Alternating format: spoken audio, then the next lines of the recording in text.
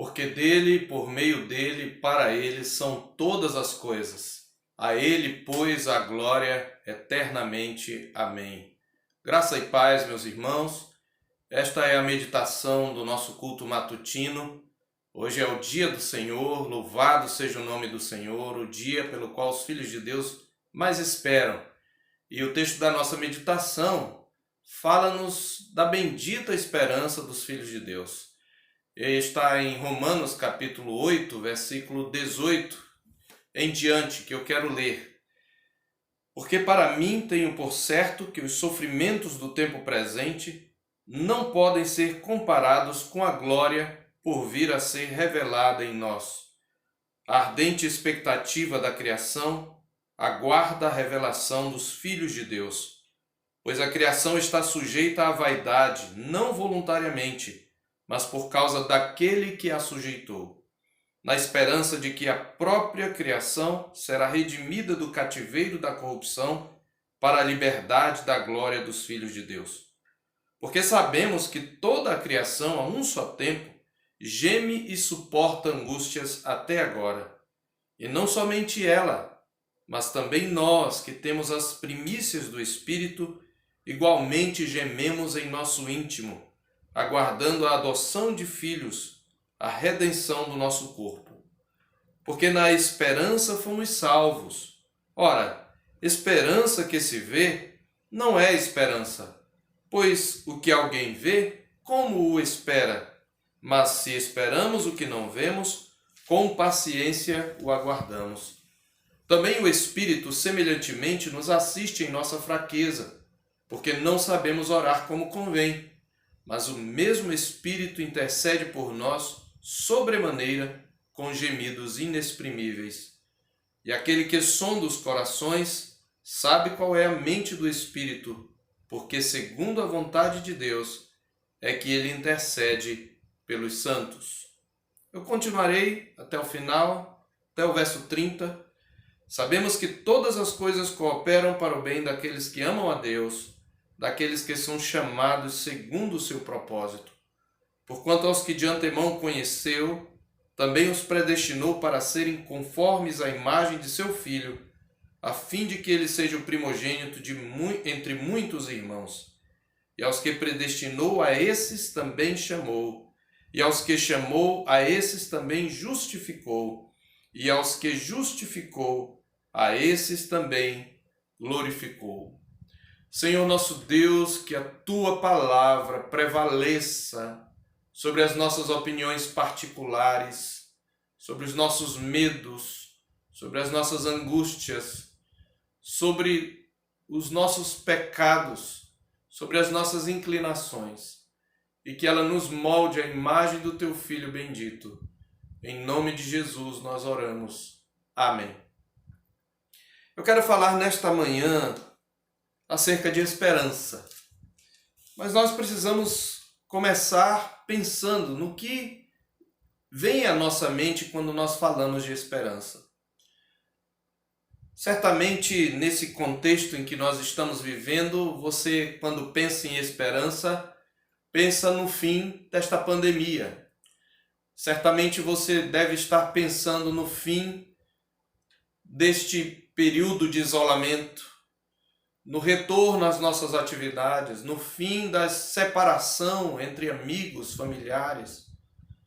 Sem dúvida, estas coisas podem estar incluídas na ideia de esperança. Mas se isto é tudo o que nós esperamos, talvez não seja esta uma esperança segura. Ou melhor, certamente esta não é uma esperança segura. Outros podem estar esperando dias melhores para o nosso país, que está no auge de uma crise política. Mas, embora estas coisas possam fazer parte da nossa esperança, ela não pode ser reduzida a estas coisas. A esperança segundo o espírito do mundo, ela é diferente da esperança cristã. A esperança cristã é muito superior e muito mais sublime.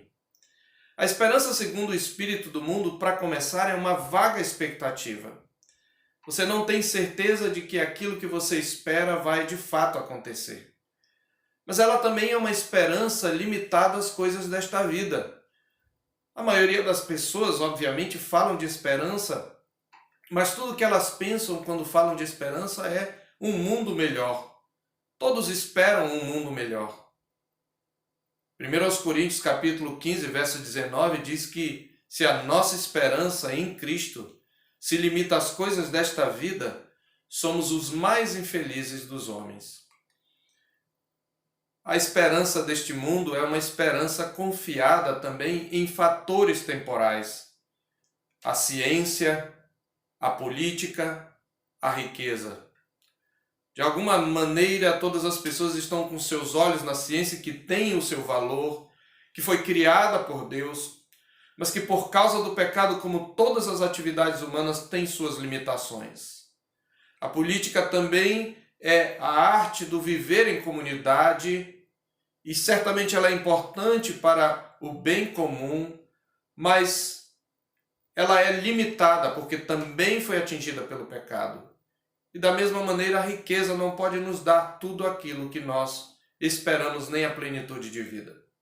A palavra de Deus, falando desses fatores temporais, a política, a ciência e a riqueza, ela nos mostra como estas coisas, embora tenham o seu valor, se consideradas em si mesmas, elas são vãs. Lá em 1 Coríntios, por exemplo, no capítulo 2, ou no capítulo 1, o apóstolo Paulo diz, no verso 19, pois está escrito, destruirei a sabedoria dos sábios e aniquilarei a inteligência dos instruídos. Onde está o sábio? Onde o escriba? Onde o inquiridor deste século? Porventura não tornou Deus louca a sabedoria do mundo? Então, a ciência tem o seu valor, mas ela é limitada para nos dar esperança. No máximo, alguma vaga expectativa. A política também. A palavra de Deus diz, não confieis em príncipes, nem nos filhos dos homens, em quem não há salvação. Sai-lhes o espírito e eles tornam ao pó, e neste mesmo dia perecem os seus desígnios. Está em Salmo 146, versos 4 e 5.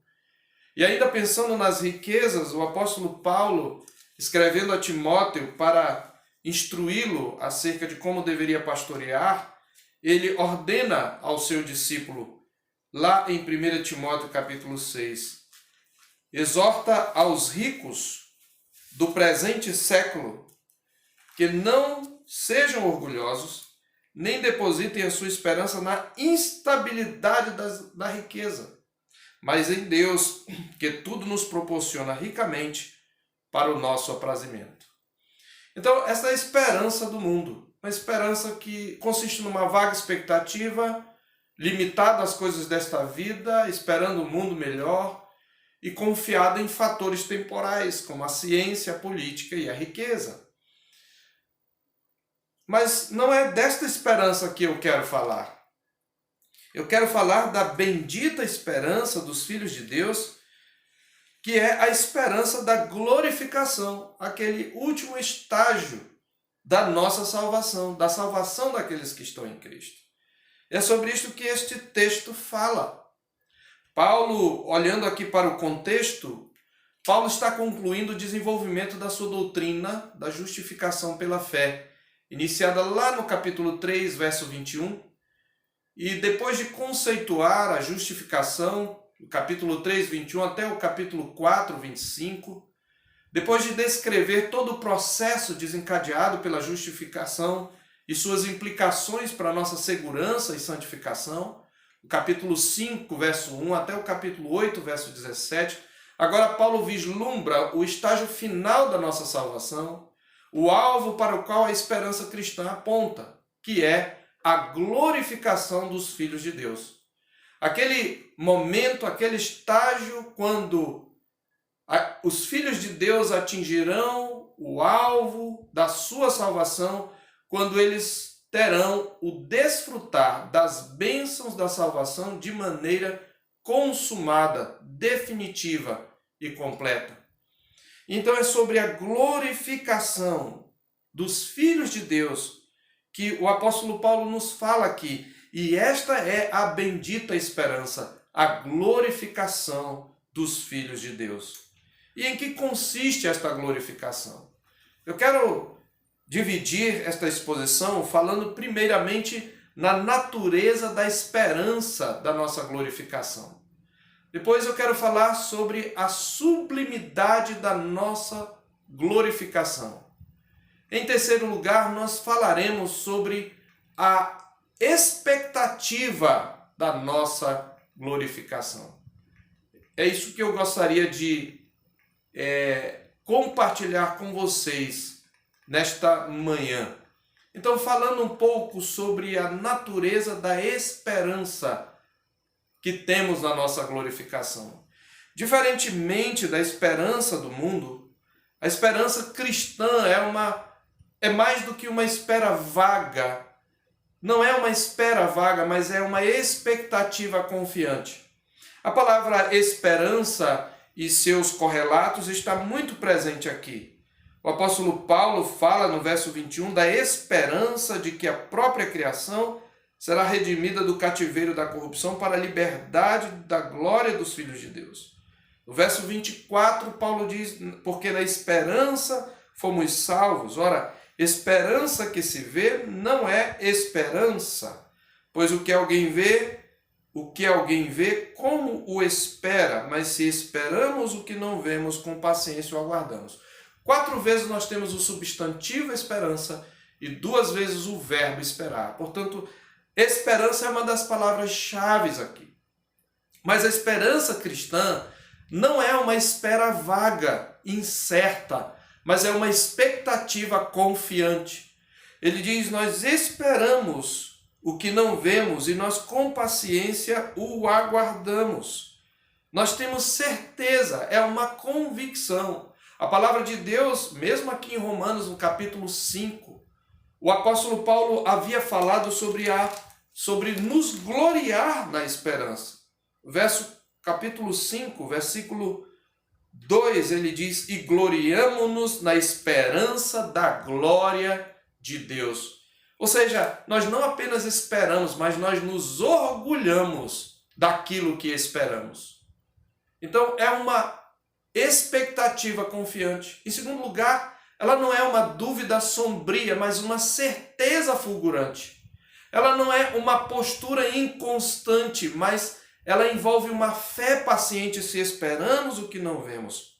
Com paciência o aguardamos, porque temos a certeza, aquele que fez a promessa é fiel. Aquele que fez a promessa não mente, é o Deus imutável. Por isso, nossa esperança é uma expectativa confiante, uma certeza fulgurante e que gera em nós uma fé paciente. Em segundo lugar, então, podemos falar agora da sublimidade daquilo que esperamos, a nossa glorificação. Em que consiste a nossa glorificação? Quão sublime ela é? Nós podemos entender isso entendendo a relação dessa glorificação com Cristo. Nossa glorificação, ela consiste em que nós somos co-herdeiros com Cristo. Veja o que diz o apóstolo Paulo no capítulo 8, verso 17. Ele fala que uma das consequências da nossa adoção, do nosso novo status de filho, que nos é proporcionado mediante a ação do Espírito Santo, é que nós somos herdeiros. Ele diz no verso 17, ora, se somos filhos, somos também herdeiros. Herdeiros de Deus e co-herdeiros com Cristo. Aqui está a glória, aqui está a sublimidade da nossa glorificação. Nós vamos herdar, meus queridos, tudo aquilo que pertence a Cristo. Isto tem algumas implicações. Uma implicação de caráter geral ele diz que quanto mais nós sofremos por causa de Cristo neste mundo, maior será a glória de Cristo que partilharemos. No verso 17 ele diz, se com ele sofremos, também com ele seremos glorificados. Aqui está a glorificação. É interessante que Paulo liga o sofrimento à glória. Isto porque Jesus foi glorificado por meio do seu sofrimento. Embora o seu sofrimento tenha sido um estágio, a sua morte, o estágio final da sua humilhação, do seu estado de humilhação, mas conforme João, há uma glória na cruz, há uma glória no sofrimento de Jesus por causa do fato de que na cruz Jesus venceu os principados e potestades. Jesus venceu o pecado. Então, o mesmo caminho é o caminho que nós vamos seguir. Não que o nosso sofrimento seja vicário, mas o que ele está dizendo é quanto mais nos identificamos com Cristo nos sofrimentos por causa do Evangelho, maior será a glória de Cristo refletida em nós. Mas não só isto, ele diz no verso 18 que a glória futura será infinitamente maior do que os sofrimentos presentes. Ele diz, porque para mim tenho por certo, ou seja, eu estou convicto de que os sofrimentos do tempo presente não podem ser comparados com a glória a ser revelada em nós. Todo o sofrimento que nós passamos nesse mundo não se compara, para começar, no que diz respeito ao aspecto temporal. Porque se nós passássemos isto, dificilmente acontecerá com uma pessoa, mas se vivêssemos 100 anos e todos eles fossem sofrimento, mas para aqueles que aguardam na bendita esperança em Cristo, eles passarão a eternidade em gozo com Cristo. Então 100 anos diante da eternidade é breve, não dá para comparar. Além de tudo, o nível da glória, do gozo, da bendita esperança que desfrutaremos na consumação de todas as coisas é infinitamente maior do que qualquer sofrimento que passamos neste mundo. Veja a sublimidade da nossa glorificação. Ela é uma glorificação tão sublime que quanto mais nós sofremos neste mundo, maior glória nós teremos na eternidade, por causa de Cristo. É por isso que Paulo diz que a nossa leve e momentânea tribulação produz para nós eterno peso de glória. Por quê? Porque o sofrimento, ele depura a nossa fé. E esta glória futura que nós desfrutaremos com Cristo na eternidade, ela não pode ser comparada, ela é infinita, comparada com o sofrimento do tempo presente. Mas se isto não for suficiente para mostrar a sublimidade na nossa glorificação, eu quero mostrar alguns aspectos dessa glorificação, da nossa herança, daquilo que nós herdaremos. Ele diz que nós somos herdeiros de Deus e co-herdeiros com Cristo no verso 17. Mas o que nós herdaremos? Ainda falando da sublimidade dessa glorificação.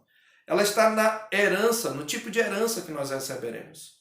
Conforme o nosso texto, nós herdaremos primeiramente a plenitude da condição de filhos. Veja aí o verso 19. O verso 19 diz que a ardente expectativa da criação aguarda a revelação dos filhos de Deus. Esse tema da filiação está presente aí desde o versículo 12. Ou melhor, desde o versículo 14. Ele diz no verso 14, porque todos os que são guiados pelo Espírito de Deus são filhos de Deus. Porque não recebestes o espírito de escravidão para viverdes outra vez atemorizados, mas recebestes o espírito de adoção, baseado no qual clamamos, Abba, Pai. Da forma como Cristo se dirigir ao Pai, nós podemos nos dirigir através do Espírito Santo. E o próprio Espírito, diz o verso 16, testifica com o nosso Espírito, fala no nosso Espírito que somos filhos de Deus. E se somos filhos, somos herdeiros. Herdeiros de Deus e co-herdeiros com Cristo. Nós somos guiados por Deus como filhos, nós recebemos o Espírito de adoção como filhos e ele testifica que nós somos filhos de Deus. Se somos filhos, nós somos herdeiros. E no verso 19 ele fala da revelação dos filhos de Deus. E no verso 21 ele fala da liberdade da glória dos filhos de Deus. No verso 23 ele fala que nós aguardamos a adoção de filhos. Na verdade, nós já fomos adotados por Deus, mas nós não desfrutamos da plenitude desse status de filhos. Veja, quem é filho por natureza? Nós não éramos filhos de Deus por natureza, mas filhos da ira. E somente por meio de Jesus nos tornamos filhos de Deus. mas a todos quantos o receberam, deu-lhes o poder de serem feitos filhos de Deus, a saber, aos que creem no seu nome, os quais não nasceram do sangue, nem da vontade da carne, nem da vontade do homem, mas de Deus. Está escrito em João 1, versos 12 e 13. Mas nós ainda não desfrutamos totalmente dessa condição. Mas na eternidade, nos novos céus e nova terra, nós desfrutaremos, nós herdaremos a plenitude da condição de filho, do status que tem o nosso Senhor perante Deus, o Pai. Ele fala isto em vários versículos. Mas em segundo lugar, nós herdaremos uma nova terra. O verso 17, quando fala que nós somos herdeiros com Cristo, co-herdeiros com Cristo, ele fala não só do status de filho, mas de uma nova terra. Observe que no verso 21, a palavra de Deus diz que Deus sujeitou a criação à vaidade, ao vazio, pela queda do homem, e na esperança de que a própria criação será redimida do cativeiro da corrupção para a liberdade da glória dos filhos de Deus. Ele está aqui mencionando a maldição que Deus lançou sobre a criação na queda. No capítulo 3, verso 17, o Senhor falou para Adão: maldita é a terra por tua causa. A terra foi amaldiçoada, por isso esse mundo é vã a esperança de que esse mundo se torne um mundo melhor. Este mundo está fadado à destruição. Mas a palavra de Deus diz que para aqueles que estão em Cristo, há a esperança de novos céus e nova terra, nos quais habita a justiça. Nós herdaremos com Cristo uma nova terra. Herdaremos com Cristo a plena condição, a plenitude da condição de filhos. Herdaremos com Cristo uma nova terra. Terceiro lugar, herdaremos com Cristo um corpo glorificado, semelhante ao de Cristo. É por isso que o apóstolo Paulo fala no verso 23 que nós gememos no nosso íntimo, aguardando a adoção de filhos, a redenção do nosso corpo. Nosso corpo, ele não foi plenamente redimido, no sentido de que ele não desfruta de toda a plenitude das bênçãos da redenção. Nosso corpo há de morrer, a menos que Cristo chegue antes, e mesmo assim ele terá que ser revestido de incorruptibilidade. A palavra de Deus diz lá em Filipenses 3:20, porque a nossa pátria está nos céus, de onde aguardamos o Salvador, o Senhor Jesus Cristo, o qual transformará nosso corpo de humilhação, esse corpo que envelhece, esse corpo que adoece, esse corpo que morre, esse corpo que apodrece, ele o transformará para ser igual ao corpo da sua glória. Aleluia! Em 1 Coríntios 15, versos 50 a 55, está escrito que carne e sangue não podem herdar o reino de Deus, nem a corrupção herdar a incorrupção.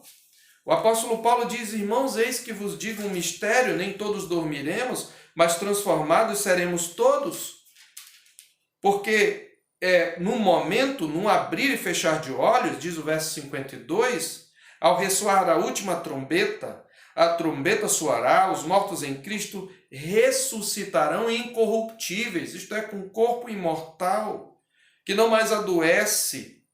E nós, os vivos, aqueles que estiverem vivos, seremos transfigurados, transformados, porque é necessário que este corpo corruptível se revista da incorruptibilidade e que o corpo mortal se revista da imortalidade. E quando este corpo corruptível se revestir de incorruptibilidade, o que é mortal se revestir de imortalidade, então se cumprirá a palavra que está escrita: tragada foi a morte pela vitória. Onde está, ó morte, a tua vitória? Onde está, ó morte, o teu aguilhão? Herdaremos um corpo glorificado. E ainda herdaremos também um caráter perfeito, o caráter de Cristo. Onde está isso? Aqui mesmo em Romanos 8, no versículo 29. É a continuação do nosso texto, onde Paulo diz que todas as coisas cooperam para o bem daqueles que amam a Deus, e no verso 29 ele fala do eterno plano de Deus: porquanto aos que de antemão conheceu, também os predestinou, para serem conformes à imagem do seu Filho, a fim de que ele seja o primogênito entre muitos irmãos. Deus nos predestinou em Cristo para sermos conforme à sua imagem. Então, não apenas o nosso corpo, mas o nosso caráter, ele já está passando por essa transformação. nós já recebemos a nova natureza em fase seminal, em fase de semente, na regeneração. Nós estamos sendo aperfeiçoados mediante o Espírito de Deus e sendo moldados à imagem de Cristo à medida que contemplamos a Cristo. Mas um dia nós teremos um caráter perfeito, como perfeita é a humanidade de Cristo. Então veja que sublime é a glorificação dos filhos de Deus. Que bendita esperança! Co-herdeiros com Cristo, herdeiros do status de filho, herdeiros de uma nova terra, herdeiros de um corpo glorificado, herdeiros de um caráter perfeito em Cristo. Louvado seja o Senhor! Que bendita esperança, meus queridos! Mas depois de falar, então, dessa sublimidade da nossa glorificação, ele fala, então, da expectativa dessa glorificação. Se essa glorificação é tão sublime, e olhando para este mundo mau em que nós vivemos, este mundo onde ainda nós sofremos pelas enfermidades, nós sofremos pelas injustiças, nós sofremos por causa do pecado nosso e dos outros, nós sofremos pelas calamidades, neste mundo onde nós ainda experimentamos a morte, a tristeza, as angústias, olhando para este mundo e olhando para a bendita esperança, nós temos que criar uma expectativa quando nós compreendemos o que é a glorificação, em que ela consiste, a sublimidade da glória que nós teremos em Cristo. Isso gera em nós uma expectativa. E é sobre essa expectativa que eu quero falar. E essa expectativa, ela é a que expressa na figura de um gemido. Aliás, um triplo gemido aqui. Veja essa expectativa. Primeiramente, a criação geme na expectativa da nossa glorificação. Veja o que diz aí o verso 19 até o 22. A ardente expectativa da criação aguarda a revelação dos filhos de Deus. Essa esperança, essa expressão expectativa, ela traz a ideia da figura de alguém que está esperando alguma coisa e levanta, coloca-se na ponta dos pés e estica o pescoço para ver se consegue enxergar aquilo que espera. Ele está dizendo que a própria criação aguarda a revelação dos filhos de Deus. Ela geme, ele diz no verso 22, porque sabemos que toda a criação, a um só tempo, geme e suporta angústias até agora. Como veremos, gemer, o verbo gemer aqui, é também uma palavra-chave. A expressão suporta angústias, algumas traduções trazem a ideia de dores de parto. A criação geme e suporta dores de parto. Você sabe, as dores de parto são utilizadas por Cristo para descrever o sofrimento do mundo, sobretudo no período antecedente à sua vinda. As dores de parto, à medida que vai se aproximando o nascimento da criança, ela vai aumentando. Mas depois, quando a criança nasce, a mulher esquece aquela dor da alegria de ter vindo ao mundo um filho. E a criação geme por nossa glorificação com uma expectativa ansiosa e persistente. É isso que significa a ardente expectativa da criação. Aguarda a revelação dos filhos de Deus. E ela aguarda a nossa glorificação por causa da frustração, escravidão e decadência na qual ela foi lançada por causa da queda. A criação não será redimida do cativeiro da corrupção sem que primeiro os filhos de Deus sejam redimidos. Primeiro os filhos de Deus ressuscitarão incorruptíveis, serão transformados. Depois este mundo será destruído e recriado como um novo céu e uma nova terra. Então, por causa da decadência, ele fala que a criação está sujeita à vaidade no verso 20, isto é, a frustração, é aquilo que o pregador em Eclesiastes fala, vaidade de vaidade, diz o pregador, tudo é vaidade. Ela guarda a revelação dos filhos de Deus, porque ela está sujeita à vaidade, não voluntariamente, mas por causa daquele que a sujeitou. Deus a sujeitou na esperança de que a própria criação será redimida do cativeiro da corrupção para a liberdade da glória dos filhos de Deus. A terra foi subordinada ao homem. Por isso, quando o homem caiu, ela foi amaldiçoada. Mas quando o novo homem em Cristo for plenamente redimido, de maneira consumada, esta mesma criação será também restaurada. É por isso que essa criação, ela espera a libertação na glorificação dos filhos de Deus. Ela geme em dores de parto.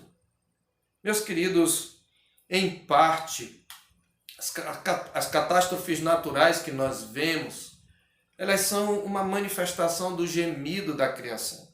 Tanto sob a ação predatória do homem que explora e que tem sido um mau mordomo, como por causa da maldição que paira sobre ela, a qual o reto juiz lançou por causa do homem. Mas além da criação, não é só a criação que está na expectativa. Nós, aqueles que estamos em Cristo, que temos a bendita esperança, nós também gememos por nossa glorificação.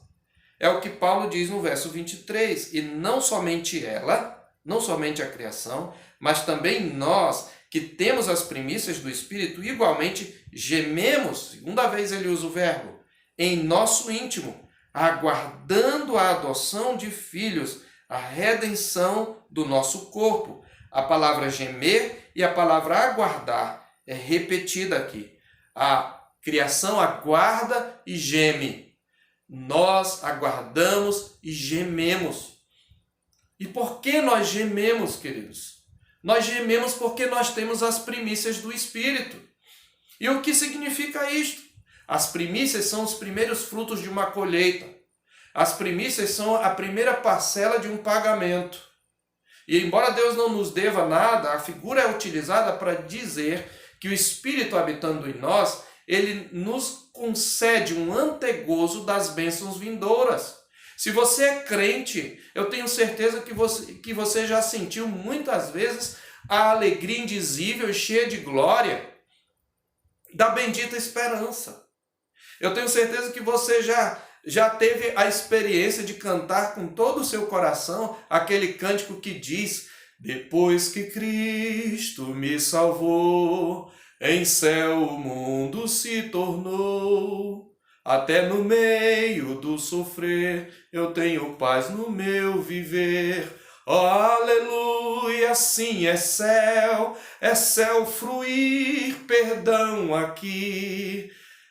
É na terra ou mar, por onde for, aonde eu for, é céu ali. Apesar de eu não ter cantado a letra tão corretamente, mas depois que Cristo me salvou, aonde eu vou, é céu ali. Não é um céu perfeito, obviamente, mas por causa do Espírito nós sentimos a alegria indizível e cheia de glória. Você já experimentou esse gozo? Se você é crente, você já experimentou esse gozo. Isso aqui são as primícias do Espírito, que nos lembra com a Escritura do que nos aguarda em Cristo, do que nós temos em Cristo, da presença de Cristo que já é real em nós. Então, quando nós temos esse gozo do Espírito, e olhando para o mundo ao redor, e experimentando as angústias, nós gememos em nosso íntimo, querendo a plenitude dessa alegria. Nós gememos em nosso íntimo, diz aí o verso 23, parte B, nós gememos aguardando a consumação da salvação, a redenção do nosso corpo, quando mais nenhuma pandemia vai de forma alguma destruir o nosso corpo, destruir a nossa esperança, destruir a nossa alegria. Esta é a bendita esperança cristã, meus queridos. E por causa disso, apesar de gemermos com a criação, nós gememos com esperança e paciência. Os versos 24 e 25 dizem: porque na esperança fomos salvos. Ora, a esperança que se vê não é esperança, pois o que alguém vê, como o espera? Mas se esperamos o que não vemos, com paciência o aguardamos. Ainda que seja uma expectativa ansiosa, ainda que seja um gemido, ele é um gemido paciente. Mas não só nós gememos, não só a criação geme. Deus, o Deus de toda graça, geme conosco. Aleluia. No capítulo, aqui mesmo nesse capítulo, no verso 26, a palavra de Deus diz: também o Espírito, esse Espírito de adoção, semelhantemente nos assiste em nossa fraqueza, enquanto nós gememos debaixo das angústias deste mundo. A palavra de Deus diz que o Espírito assiste os filhos de Deus em sua fraqueza, porque nós nem sabemos orar como convém, mas o mesmo Espírito intercede por nós como sobremaneira, com gemidos inexprimíveis. Esse é um mistério, queridos. O Espírito ora ao Pai. O Espírito geme conosco. Deus geme conosco. Você está gemendo, crente. Você está gemendo sob angústia por causa de um parente que talvez pegou essa enfermidade insana que tem assolado a terra. Você está gemendo porque você teme pela sua família, pela sua saúde. Você que trabalha na área de saúde, de segurança, que tem exposto sua vida em risco, e eu louvo a Deus pela sua vida. Você é crente em Jesus, você geme. A palavra de Deus diz que Deus geme com você. O Senhor, o Espírito Santo, nos auxilia em nossa fraqueza, intercede com gemidos inexprimíveis. Crente, quando você dobra os joelhos e clama ao Senhor, o Espírito clama com você. E mais, nós não sabemos pedir. Muitas vezes pedimos egoisticamente, pedimos sem ter uma visão correta do contexto, sem ter uma visão mais ampla do reino de Deus, da vontade de Deus. Mas porque as nossas orações são eficazes? Não é por nossa causa, queridos. É porque quando nós oramos, o Espírito intercede por nós, e ele intercede segundo a vontade do Pai, no verso 27. E aquele que sonda os corações sabe qual é a mente do Espírito, porque segundo a vontade de Deus é que ele intercede pelos santos. E logo em seguida ele fala do propósito de Deus, que todas as coisas cooperam para esse propósito. Então, a expectativa da nossa glorificação, ela é expressada na forma de um gemido. A criação geme e aguarda, porque a redenção da criação depende da nossa redenção. Nós gememos porque nós já temos o antegozo das primícias do Espírito.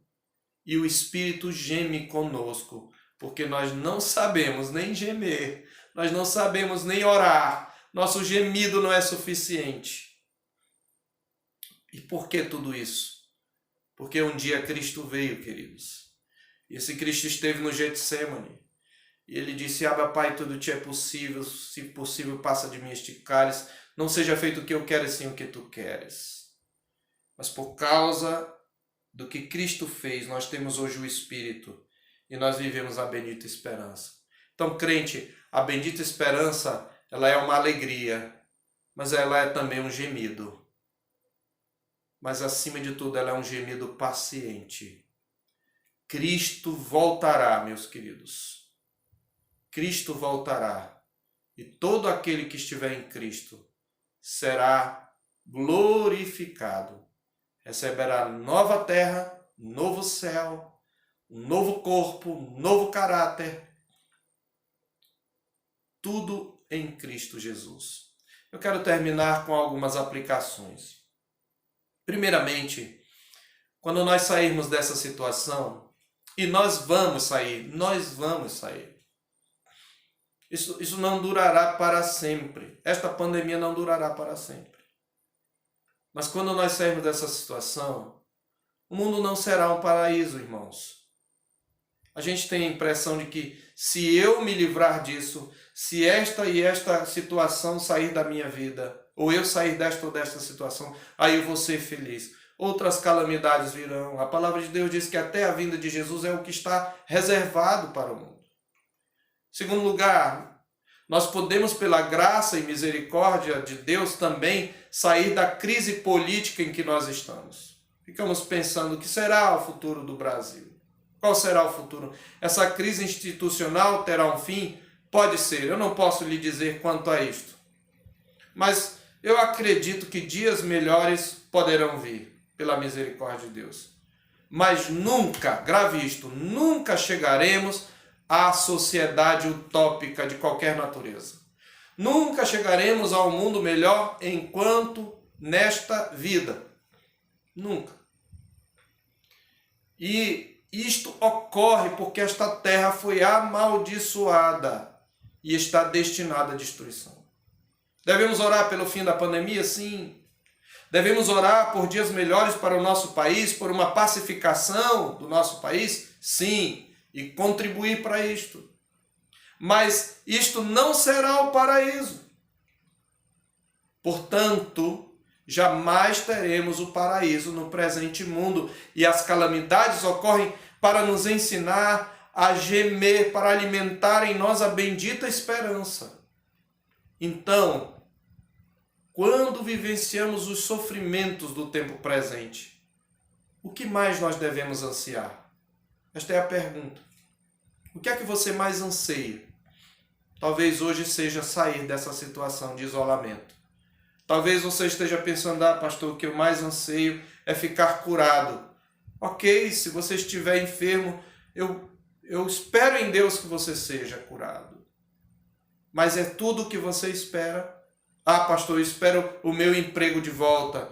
Devemos orar para que Deus conceda, mediante sua bondade e misericórdia, emprego para quem perdeu.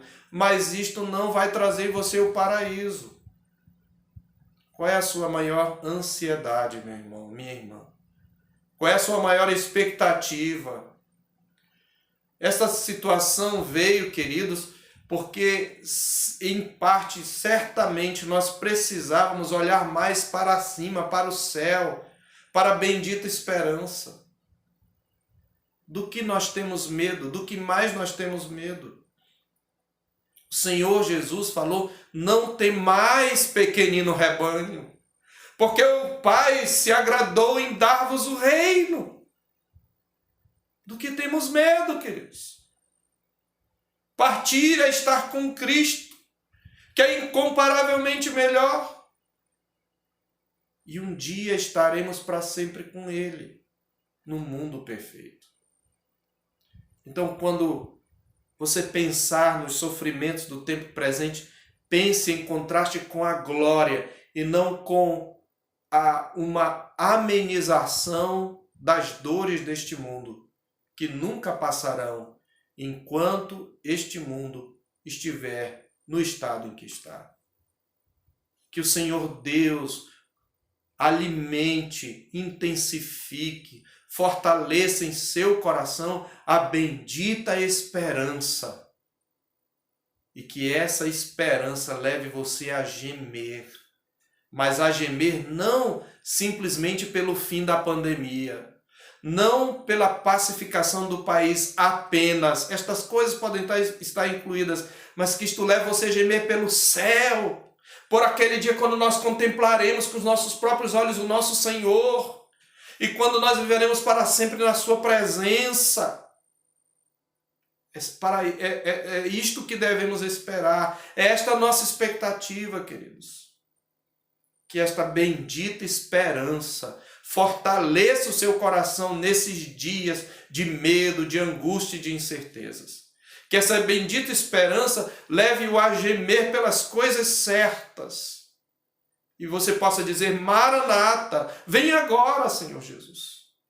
Esta é minha oração. Este é o desejo. Eu não sou diferente de você. Eu também muitas vezes temo pela minha vida. Temo pela vida dos meus familiares. E frequentemente eu tenho que trazer ao meu coração esta esperança. Nós não estamos no nosso lar. Nós estamos em peregrinação. Um dia nós chegaremos no nosso lar. Novo céu e nova terra, nos quais habita justiça. Que a graça do nosso Senhor e Salvador Jesus Cristo, o amor sacrificial de Deus o Pai, a comunhão e as consolações do Espírito Santo sejam conosco e com todo o povo de Deus, agora e para sempre. Amém.